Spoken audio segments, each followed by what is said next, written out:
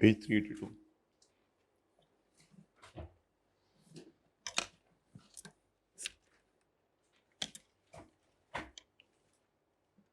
For the purpose of this question, you may assume that today is एकम फरवरी 2022.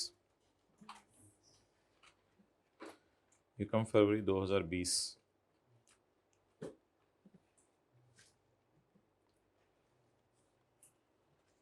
इसका मतलब ये नहीं होता कि इस दिन फाइनेंशियल स्टेटमेंट्स ऑथोराइज हो गई हैं इशू के लिए. इसका मतलब ये होता है कि महीने में आपको कुछ और चीज़ें भी पता चल गई होंगी.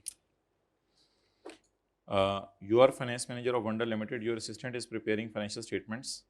He has brought following matters for your consideration. In mid of 2019, हमारे साल के मिड में, WL launched new model of laptops with the name Champ, which became popular among customers.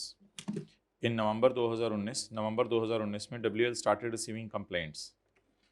नवंबर में कस्टमर्स की कंप्लेंट्स आने लग गई.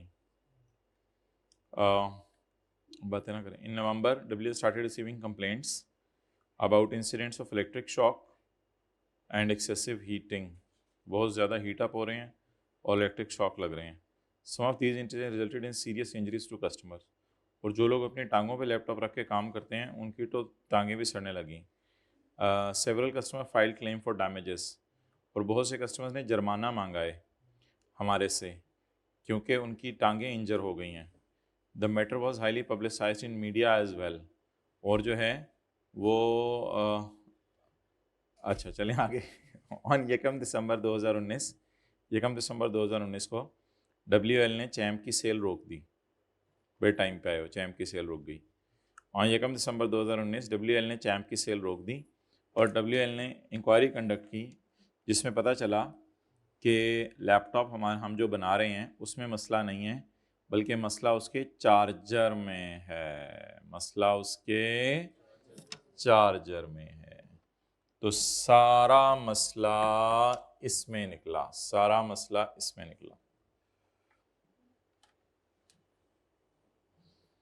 25 दिसंबर 2019 को हमने अनाउंस कर दिया कि सारे कस्टमर चार्जर लेने आ सकते हैं फ्रॉम 15 जनवरी से आ जाएं लेने के लिए जब मर्जी आए. अनाउंस भी अभी कर दिया और इवेंट भी हमारे साल ही हो चुका हुआ है क्योंकि बेचे भी हमारे साल थे. And onwards from WL service centre without any additional cost. कोई पैसे नहीं देंगे हम. पुराना चार्जर सड़ा हुआ दें और नया चार्जर अनसड़ा हुआ ले जाएं. The sales of Champ will also resume on the same date. और 15 जनवरी से हम और चैम्प भी बेचना शुरू कर देंगे. बदनाम तो हो गए हैं लेकिन इंशाल्लाह अब दोबारा चैम्प बेचेंगे. Further it has been internally decided. और ये मैनेजमेंट ने डिसाइड कर लिया है इंटरनली, किसी को बताया नहीं अभी, कि एक फ्री USB भी दी जाएगी आने वालों को जो कि चार्जर लेने आएंगे. वो तो अगले साल 15 जनवरी से आने शुरू होंगे, उनको फ्री USB भी दी जाएगी. तो एक तो हमने अनाउंसमेंट कर दी है कि सारे कस्टमर्स रिप्लेसमेंट चार्जर ले जाएं और एक हमने इंटरनेट डिसाइड कर लिया कि हमने USB देनी है. Matter was raise with the supplier of charger. Charger हमने खुद नहीं बनाया था, चार्जर हमने किसी से बनवाया था जिस कंपनी का नाम था बैटरी लिमिटेड माजरत. तो ये शौकत मुर्गी वाला है. तो ऑन 20 जनवरी 2020 उन्होंने एडमिट कर लिया फॉल्ट को. अब इसमें आप लाइन डाल के आ सकते हैं, the admitting of fault after year end relates to circumstances that existed at balance sheet date, therefore it is an adjusting event. साल के बाद की डेट दी हुई उससे कोई फ़र्क नहीं पड़ता, मसला तो हमारे साल का ना. And agreed to only adjust the cost of defective charges against the future purchase. बस ठीक है, फ्यूचर परचेज से एडजस्ट कर दो या जैसे भी कर दो, हमें तो बस एडजस्टमेंट चाहिए. In respect of this matter your assistant has proposed provision of 105.3. अब अगर 105.3 की तो प्रोविजन नहीं बनाएंगे ना, ये तो तुम्हारा ख्याल है कि 105.3 की प्रोविजन बनाए. अब इसमें देखते हैं कि प्रोविजन बनाने वाली चीज़ें भी हैं या नहीं. तो cost of replacement charges, cost of replacement charges जिनके बारे में ये लाइन लिखी हुई है. Recovery from BL agreed to adjust.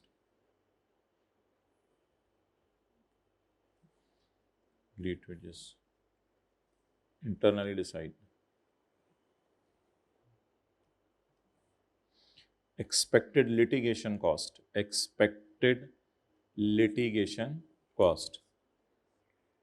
Injuries to customers.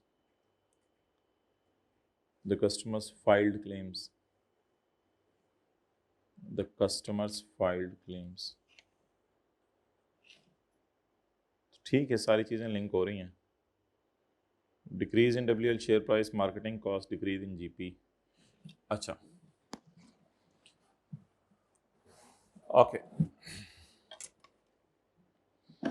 Cost of replacement charges to be acquired for customers, to be acquired for wholesalers and dealers in closing stock of champ with WL.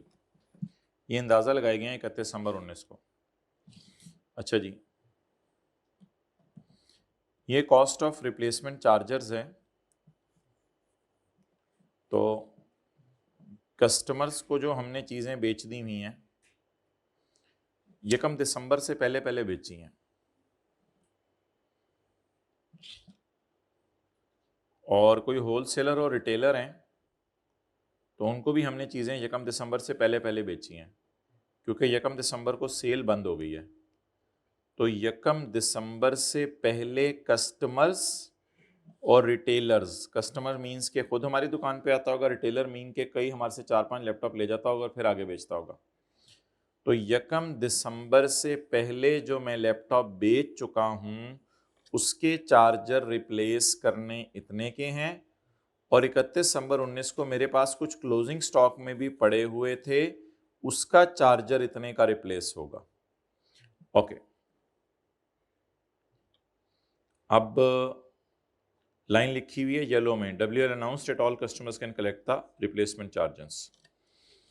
तो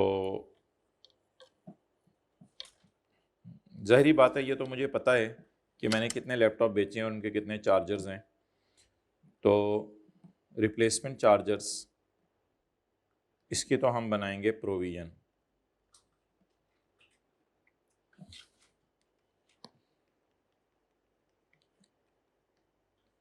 expense debit, payable credit. 6.8 plus 2.3 जी 9.1. अच्छा, जो हमारे पास पड़े हुए हैं इनका क्या करेंगे? हमारे पास जो पड़े हुए हैं लैपटॉप, जो स्टॉक में पड़े हुए हैं, जो अगले साल बेचना शुरू करेंगे, और वो बेचने अगले साल इंशाल्लाह हम सेल रिज्यूम कर रहे हैं 15 जनवरी से. तो हमारे पास जो 31 दिसंबर की रात को लैपटॉप पड़े हुए हैं उनके चार्जर ख़राब हैं, वो भी रिप्लेस होंगे. तो ये जो लैपटॉप हैं ये स्टॉक में पड़े हुए हैं, तो इन पे तो IS2 लगेगा. इसमें हम प्रोविजन रिकॉर्ड नहीं करेंगे कि हमारी दुकान में जो मोबाइल बिक गए और उनके कवर ख़राब हैं, जो मोबाइल बिक गए और उनके कवर ख़राब हैं, तो जो बेच दिए उनके कवर ख़राब हैं, इनके तो कवर नए लेके देंगे. जो बेचे ही नहीं पड़े हुए हैं हमारे पास और इनके कवर भी ख़राब हैं, तो इनको कवर को सही करने के लिए estimated cost of repair NRV की कैलकुलेशन में तो ले सकते हैं, बट इसके लिए लायबल किसी की तरफ नहीं है, क्योंकि ये हमारे पास पड़ी हुई चीज़ है. तो इसलिए इसको हम NRV कैलकुलेशन में कॉस्ट टू सेल ले सकते हैं, कॉस्ट टू कंप्लीट, और आमतौर पे डिफेक्टिव के गुड्स के लिए इसे कॉस्ट टू रिपेयर कहते हैं. तो कॉस्ट टू रिपेयर नहीं, एक्सपेंस डेबिट कैश क्रेडिट तो नहीं कर सकते. ये तो स्टॉक है, ये जो स्टॉक पड़ा हुआ है उसको तो NRV लॉस से गुजारना है, और वैसे भी ये कैश कहाँ क्रेडिट हुआ है. अभी तो हम जब भी रिप्लेस करेंगे चार्जर तब करेंगे, अभी कहाँ रिप्लेस हुए हैं.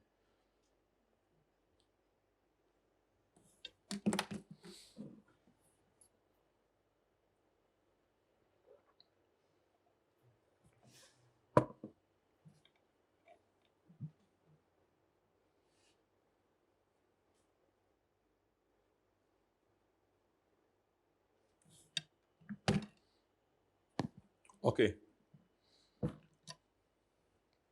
पड़ा हुआ स्टॉक अगर खराब हो जाए तो उसको NRV लॉस से गुजारा जाता है और कुछ नहीं किया जाता उसका. अच्छा, रिकवर होना है बैटरी वालों से 11.5. ये रिकवरी जो है वो किसके अगेंस्ट है? ये रिकवरी किसके अगेंस्ट है? नहीं, बिल्कुल भी नहीं, ये तो आप गलत बात कर रहे हैं। रिकवरी तो मेरी होगी जो मैंने उससे बैटरीज ली हुई है उसके अगेंस्ट। इस तरह तो ना कहें कि रिकवरी 6.8 और 2.3 के अगेंस्ट है।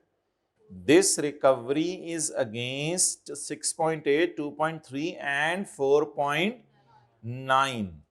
मेरे स्टॉक में पड़े हुए हैं या मैंने आगे बेच दिए हैं, इससे बैटरी लिमिटेड को कोई कंसर्न नहीं है। बैटरी लिमिटेड से मेरी डील अलग होगी। मैं कहूंगा जितनी तुमने मुझे बेची हैं, चाहे मैरिज हॉल वाला जो है वो कुछ मुर्गियां खिला चुका है, चाहे मैरिज हॉल वाले ने कुछ मुर्गियां अपने फ्रीजर में रखी हुई अगली शादी पे खिलानी थी, उससे कोई फर्क नहीं पड़ता। मैं तो मुर्गी वाले से वो बात करूंगा जो मैंने उससे मुर्गियां खरीदी हैं।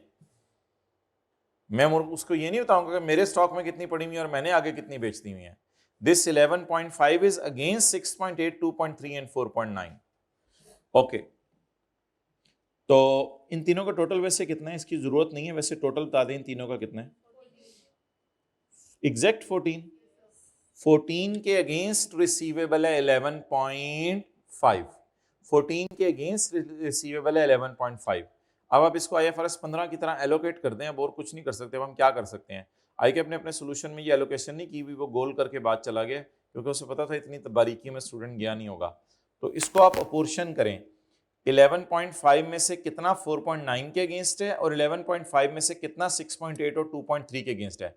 बेसिकली हमारा नुकसान है इतना और उसके बदले रिकवरी है इतनी।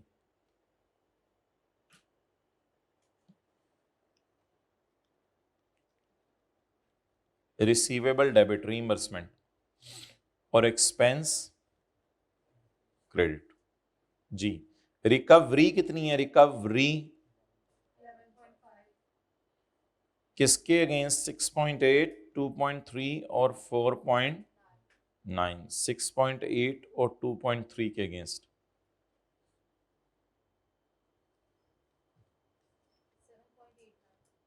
7.89। चलें जी, नोट करें।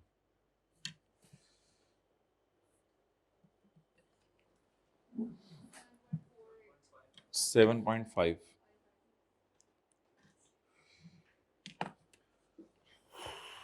पिछले सफ़े पे जगह है, जहां भी जगह है खुली जगह है, नहीं है। ओके,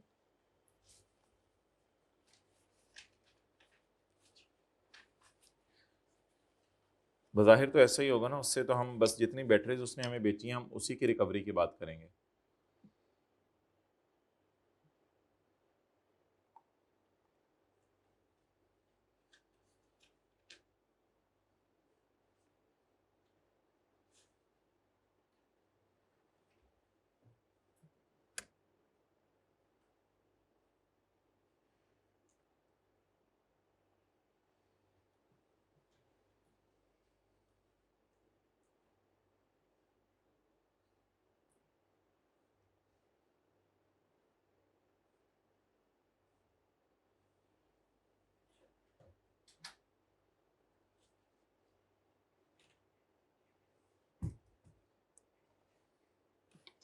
ओके,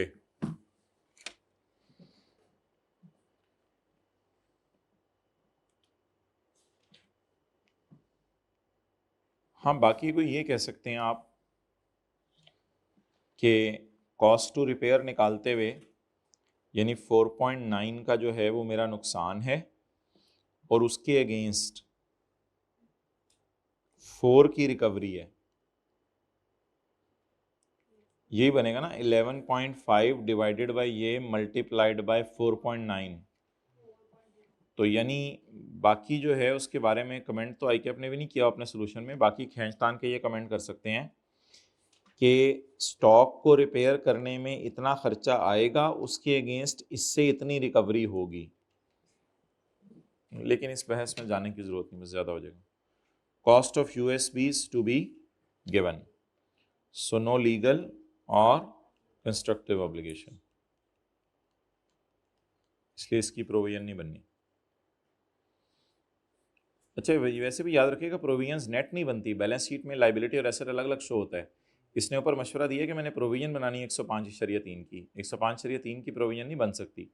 ऐसा नहीं होता कि लाइबिलिटीज और एसेट नेट हो जाएं। हाँ, P&L में हो सकते हैं बैलेंस शीट में provision net of receivable show, ये तो ब्लंडर है जी।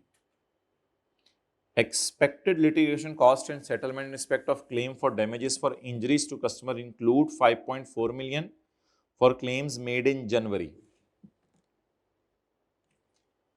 जी, claims made in January कितने हैं? 5.4 claims made in January. ये तो पता चल गया था ना, इसलिए उसने फिगर दे दी क्योंकि यकम फरवरी को खड़ा है. And 10 million for claims expected to be received in future. 10 million are expected to be received in future. ये क्या है? 25.9.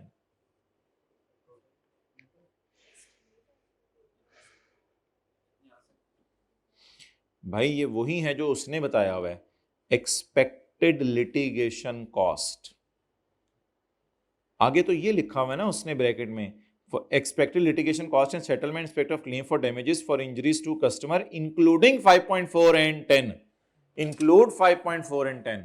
तो ये खुद क्या है? It is expected litigation cost. ये वही है जो उसने बाहर बताया हुआ है. इसने तो वो तो वैसे ही बता दिया कि 5.4 और 10 ये हैं. लेकिन एक बात याद रखिएगा, अब ये टोटल है 25.9, टोटल है 25.9, तो उसमें से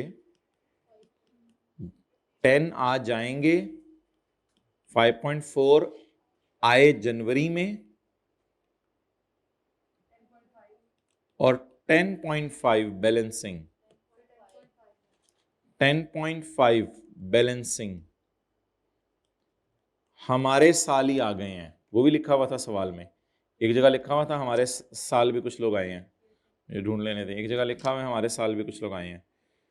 several customers filed claims for damages with WL for injuries, क्योंकि नवंबर से ही मसला चल रहा है ना. तो अब मुझे बताएं कि मैनेजमेंट का ख्याल है 25.9 आएंगे.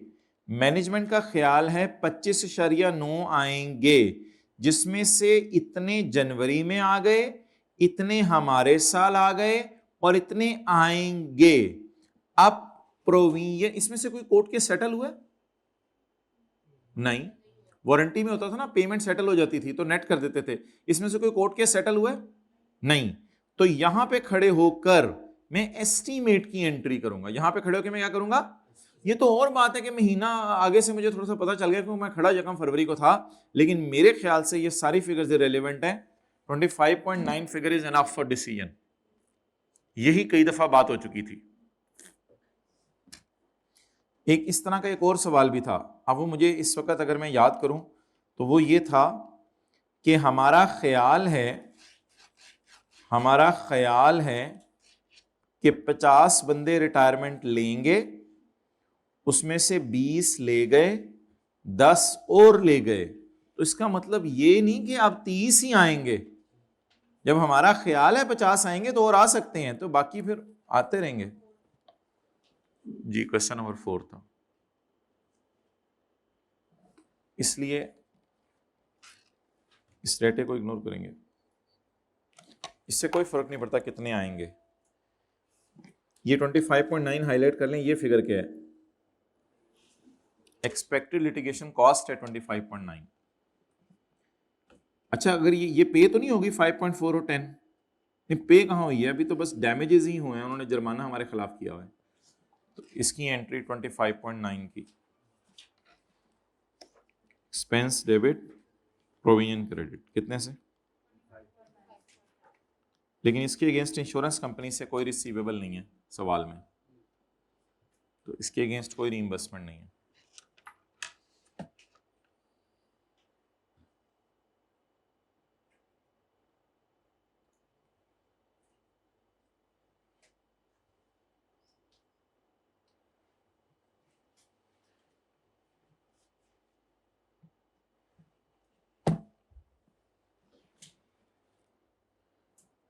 ओके.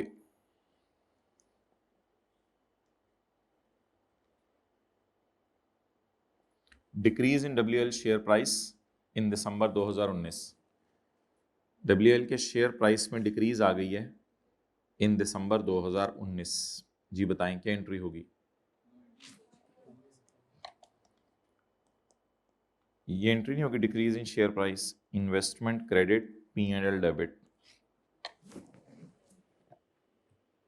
ये एंट्री नहीं होगी। फिर बताएं ना क्यों नहीं होगी, वजह तो बताएं। Decrease in share price, investment credit, P&L debit. हाँ जी, नहीं ये तो बेसिक अकाउंटिंग नॉलेज है, IFRS 9 में जो पढ़ा था।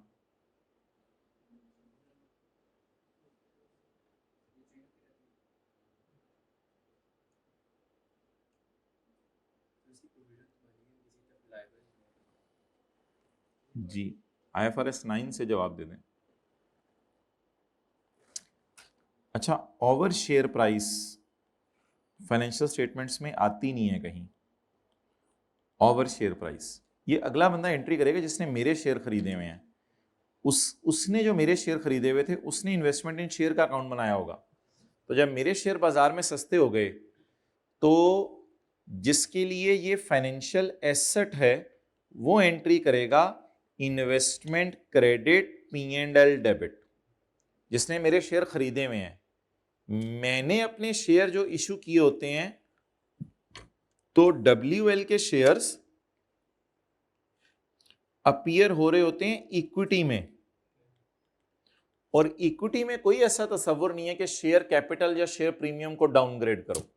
हमारे शेयर्स की प्राइस हमारी किताबों में कहीं आ ही नहीं रही होती, इक्विटी में शेयर्स अपीयर हो रहे होते हैं। तो हमारे शेयर्स हमारे लिए ये क्या है, हमारे लिए इक्विटी है या फाइनेंशियल एसेट है? इक्विटी है। अब लोग ये कह रहे हैं कि हमारे शेयर की प्राइस गिर गई है, तो लोगों ने शायद हमारी कंपनी के शेयर खरीदने बंद कर दिए हों, लेकिन शेयर कैपिटल क्या हमने इस वजह से ये कर दिया होगा, कोई एंट्री की होगी एक्सपेंस डेबिट, बल्कि शेयर कैपिटल तो पता नहीं क्या एंट्री बननी है। हम तो कोई एंट्री नहीं करते जब हमारे शेयर्स की प्राइस गिर जाए। तो लिखें, कंपनी खुद तो अपने शेयर की प्राइस गिरने की एंट्री नहीं करती ना। कौन एंट्री करते हैं? जिन्होंने खरीदे हो। कंपनी खुद तो अपने शेयर प्राइस गिरने की एंट्री नहीं करती ना।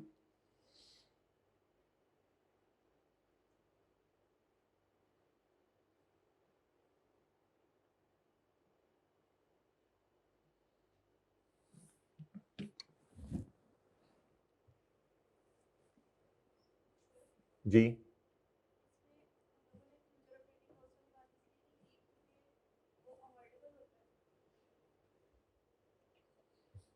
हाँ जी, लेकिन इसमें अभी आ कहाँ रहा है, फ्यूचर में ऑपरेट करेंगे तो लॉस आएगा। ये तो ऐसा, तो उसने शेयर की प्राइस कम हो गई है तो इससे कोई फर्क नहीं पड़ता, चीजें हम बेचते रहेंगे, हो सकता है फ्यूचर में प्रॉफिट आता रहे, क्योंकि ऐसी तो कोई इसने बात नहीं की कि नीचे तो अब अलग फिर पड़ते हैं वो। एक ये तो सादा सा कॉन्सेप्ट था, इसको ज्यादा लिंक ना करें चीजों से।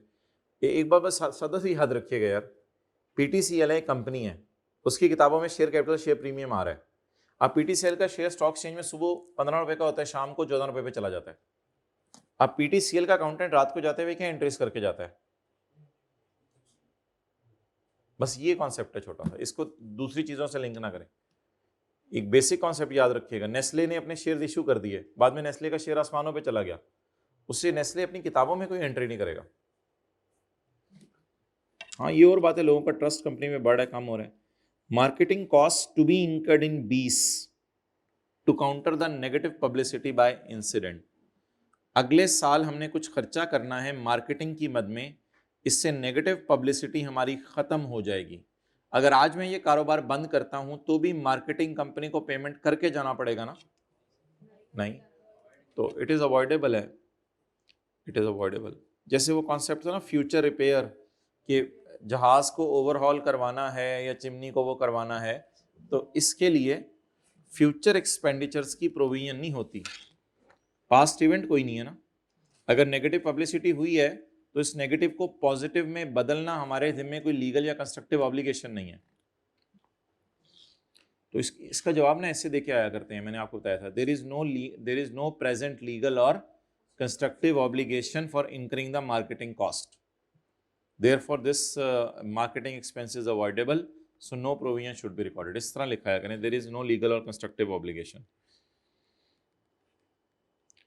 यानी कि जो ऑब्लिगेशन ही नहीं है, देर इज नो, इस तरह इनका जवाब लिखाया करें। तो इसकी भी एंट्री अवॉइड होगी, अभी तक एंट्रीज तो 3 ही बनी है बस। Decrease in GP for 2020 due to reduction in sale price. जी, ये असल में होगा ये कि जब हमने 15 जनवरी 2020 से अगले साल से चैम बेचने शुरू करने हैं, तो अब मेरा ख्याल है कि मेरा जीपी कम हो जाएगा। तो मेरा जीपी कम होगा तो अब दो बातें हैं, ये जीपी फॉर 2020 कम होगा due to reduction in selling price, क्योंकि हो सकता है पहले हम लैपटॉप लाख रुपए का बेच रहे हैं, हम 90,000 का बेचें। ये आपको क्या लग रहा है, ये पड़े हुए स्टॉक के ऊपर आपको लग रहा है कि मसला है, या जो मैंने स्टॉक बना के बेचना है उसके ऊपर मसला है? ये जो है ना फॉर 2020, तो इससे मुझे ड्यूरिंग द ईयर 2020 लग रहा है। फॉर 2020 पूरे 2020 के अंदर जीपी मेरा डिक्रीज करेगा due to reduction in selling price.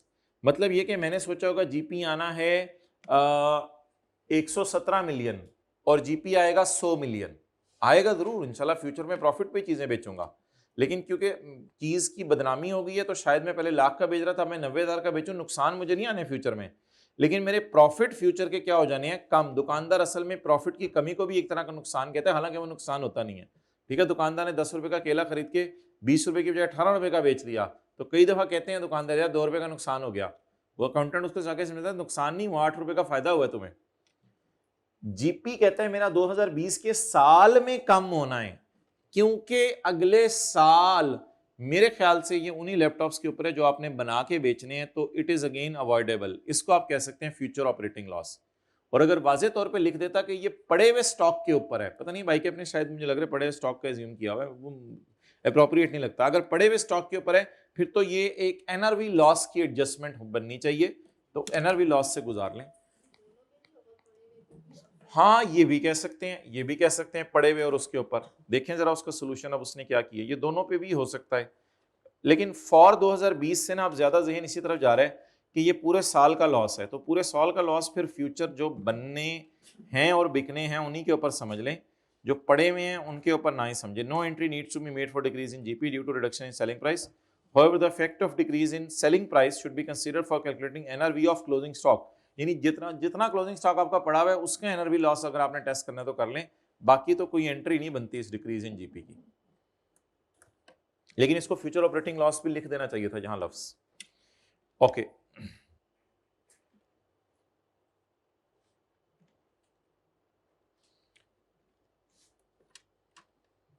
A provision would be recorded in 2019 for cost of replacement charges to customer, wholesaler and retailer। अब इसने अपने पड़े हुए स्टॉक की बात नहीं की। Due to constructive obligation arising out of announcement made before year end, date is 25 दिसंबर 2019। 25 दिसंबर 2019 को हमने अनाउंस कर दिया था कि चार्जर रिप्लेस करने हैं, इसलिए 6.8 और 2.3 की प्रोविजन बना लें। उसने फिगर नहीं निकाली भी, उसको लिखना चाहिए था 6.8 और 2.3। Further cost of replacement charges in over stock would be considered. ये जो हमारे स्टॉक में पड़े हुए हैं इसको कंसिडर कर लें while calculating the NRV loss. Reimbursement from WL would be recorded in 2019। Reimbursement would be recorded in 2019। ये जो हमने रिसीवेबल डेबिट किया would be recorded in 2019, amount नहीं निकाली उसने, because it is agreed that, agreed का सवाल से उठाना था, that BL would reimburse the amount by adjusting the cost against future purchase. और वो तो आसान था, there is no legal and constructive obligation to give USBs. Provision of 25.9 million should be made for expected litigation cost in respect of claims because at balance sheet date there is a present obligation past event. The filing of claims in 2020 would be considered as adjusting event for 2019। इसको adjusting event इसने क्यों कहा है, ये जरा वजह सुन लें। असल में ऐसी एक रफ सी बात कर रहा हूं, हो सकता है हमने यहां अंदाजा लगाया हो कि 24 आएंगे, यहां अंदाजा लगाया हो कि 24 आएंगे, लेकिन एकदम इतनी तेजी से 5 आए तो कि हमने अंदाजा लगाया यार 5 ये आ गए, फ्यूचर में पता नहीं कितने आएंगे, तो मे भी यहां खड़े होकर हमने एस्टीमेट रिवाइज कर लिया हो। ओरिजिनल एस्टीमेट असल में मुझे दे नहीं रहा कि 31 दिसंबर को खड़े होकर मैंने क्या एस्टीमेट लगाया है, तो इसलिए 5.4 फर्दर आ जाना, तो इसकी वजह से मे भी हमने एस्टीमेट रिवाइज किया हो, लेकिन इतने बारीकी में शायद बात करने की जरूरत नहीं थी। The loss would not be recorded in our books as market value of company shares is not recorded in our books. हमारी किताबों में तो शेयर्स फेस वैल्यू पे पड़े रहते हैं ना 10 रुपए के ऊपर, तो हमारी किताबों में तो लॉस रिकॉर्ड नहीं होता, वो तो अगला अपनी किताबों में लॉस रिकॉर्ड करेगा। तो मार्केटिंग कॉस्ट में मैंने आपको कहा लिख आइएगा देयर इज नो लीगल और constructive obligation to incur marketing cost. उसने लिखा हुआ है marketing cost would be incurred in 2020 so would not be recorded in there is no, वो वही लिख दिया ना, देयर इज नो ऑब्लिगेशन।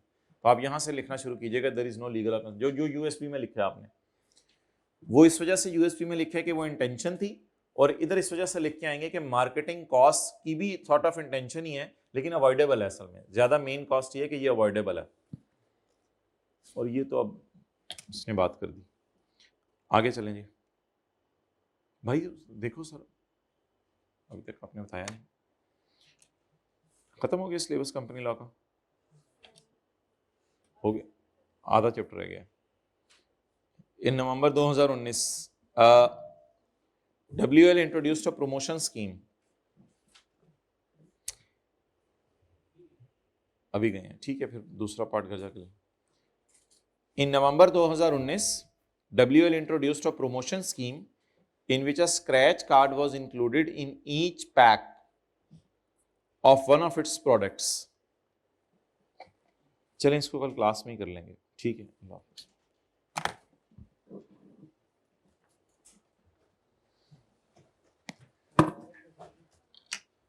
एक मिनट जरा रिकॉर्डिंग ऑन रखना।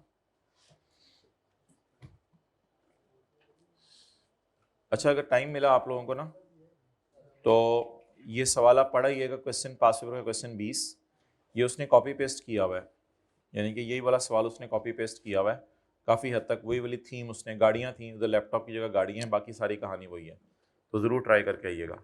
पास पेपर का क्वेश्चन 20 होमवर्क में डाल देंगे हम।